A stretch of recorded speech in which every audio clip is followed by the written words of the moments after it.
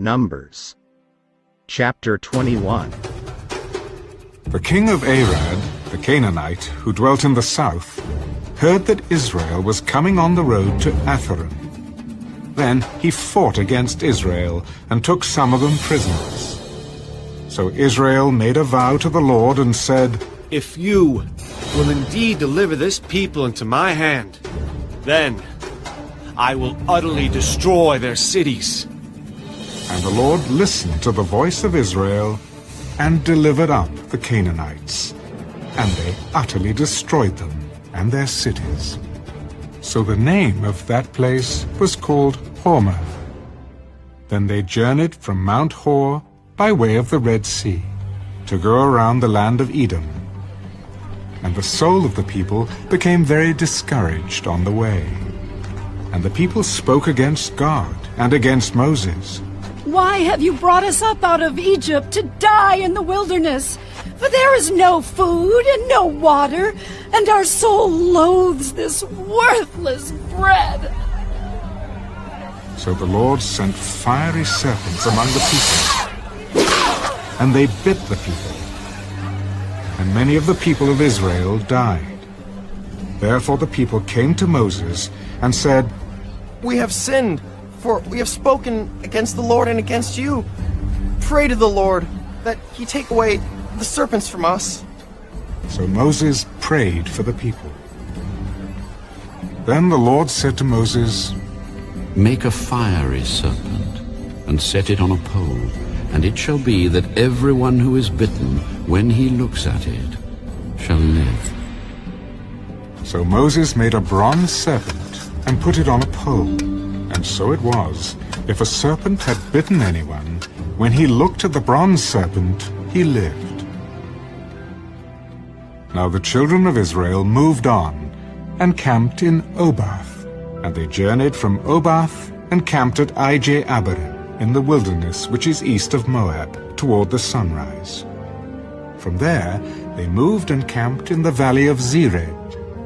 From there they moved and camped on the other side of the Ammon, which is in the wilderness that extends from the border of the Amorites. For the Arnon is the border of Moab, between Moab and the Amorites.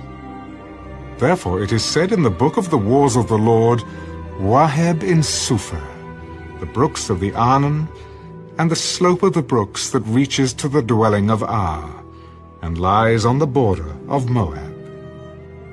From there they went to Beer, which is the well, where the Lord said to Moses, "Gather the people together, and I will give them water." Then Israel sang this song. Spring up, O well! All of you sing to it! The well the leaders sank, dug by the nation's nobles, by the lawgiver with their staves.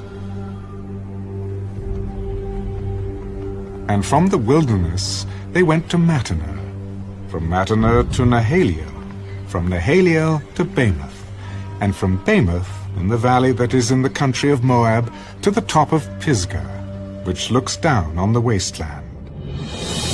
Then Israel sent messengers to Sihon, king of the Amorites. "Let me pass through your land. We will not turn aside into fields or vineyards. We will not drink water from wells. We will go by the king's highway until we have passed through your territory." But Sihon would not allow Israel to pass through his territory. So Sihon gathered all his people together and went out against Israel in the wilderness. And he came to Jahaz and fought against Israel. Then Israel defeated him with the edge of the sword, and took possession of his land from the Arnon to the Jabbok, as far as the people of Ammon. For the border of the people of Ammon was fortified. So Israel took all these cities, and Israel dwelt in all the cities of the Amorites, in Heshbon and in all its villages. For Heshbon was the city of Sihon, king of the Amorites, who had fought against the former king of Moab, and had taken all his land from his hand as far as the Arnon. Therefore those who